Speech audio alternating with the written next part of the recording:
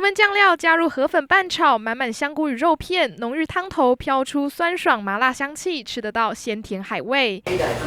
将近20颗大粒又饱满的鹅啊，配上6只鲜虾点缀，吸附满满汤汁。天冷来上一锅异国风情南洋料理，暖心又暖胃。最近都蛮冷，特别想吃热的。像我们家的话，我们家是吃辣的，所以泰式这种酸辣的话，我们家也是蛮喜欢的。这样，东北季风强势来袭，主打异国开胃料理，业者不手软，端出泰式酸辣河粉与马来西亚乐沙面，融合台湾海鲜涮进锅底，又酸又过瘾。最近天气突然变得很冷，那在这时候天气冷的时候，都想喝一个汤来暖暖胃，喝了的话会暖胃，那又会开胃。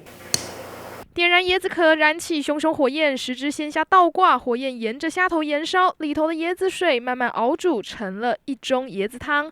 不只有椰子的奶香味，还有虾子的鲜甜，甚至尝得到炭火香。